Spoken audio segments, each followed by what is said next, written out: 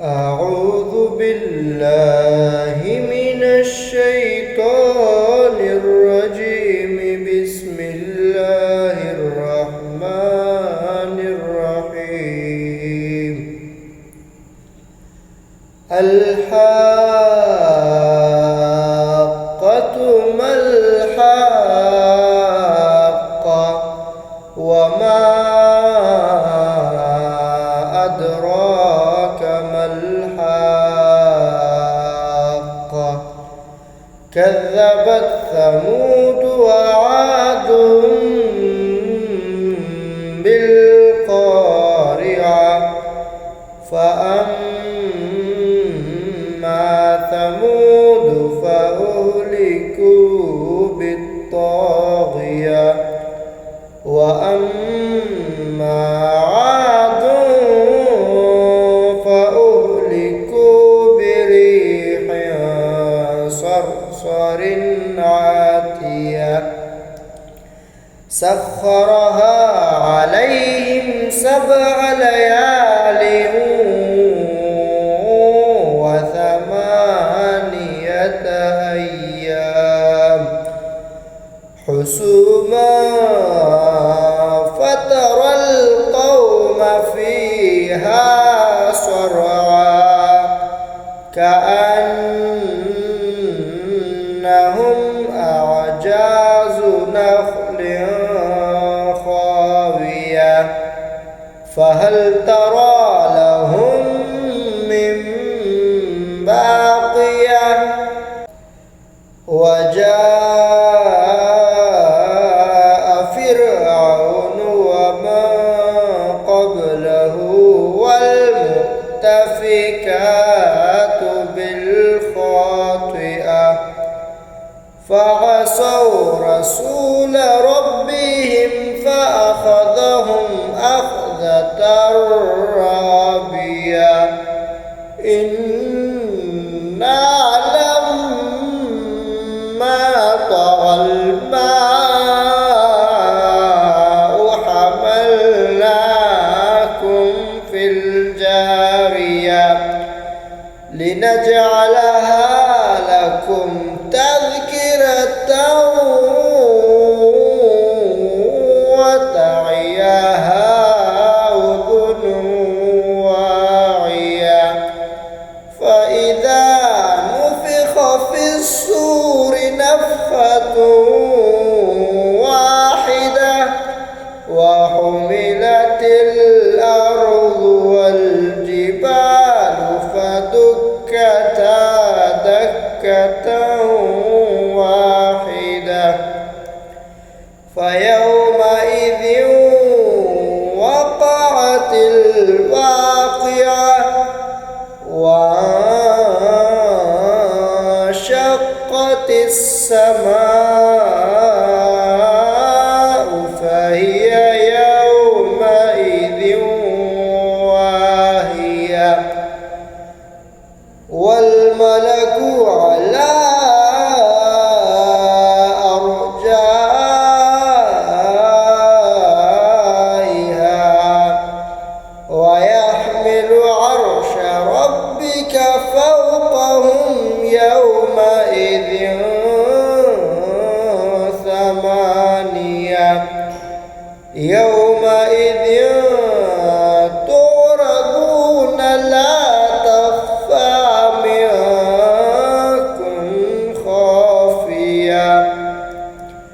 فأما من أوتي كتابه بيمينه فيقول هاؤم اقرءوا كتابيه إني ظننت أني ملاق حسابيه. فهو في عيشة راضية في جنة عالية قطوفها دانية كلوا واشربوا هنيئا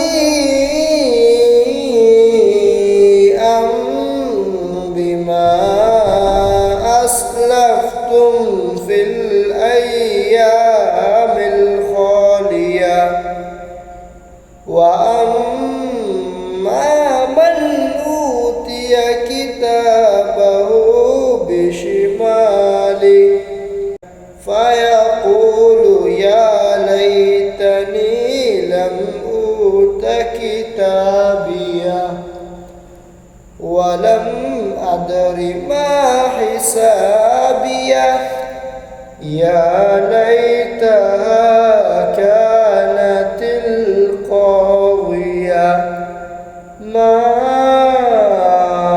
أغنى عنه ماليه هلك عني سلطانيه خذوه فغلوه ثم الجحيم صلوه ثم في سلسلة ذرعها 70 ذراعا فاسلكوه إنه كان لا يؤمن بالله العظيم ولا يحض على طعام المسكين فليس له اليوم هاهنا حميم ولا طعام إلا من غسلين لا يأكله إلا الخاطئون فلا أقسم بما تبصرون وما لا تبصرون إنه لقول رسول كريم وما هو بقول شاعر قليلا ما تؤمنون ولا بقول كاهن قليلا ما تذكرون تنزيل من رب العالمين ولو تقول علينا بعض الأقاويل لأخذنا منه باليمين ثم لقطعنا منه الوتين فما منكم من أحد عنه حاجزين وإنه لتذكرة للمتقين وإنا لنعلم أن منكم مكذبين وإنه لحسرة على الكافرين وإنه لحق اليقين فسبح باسم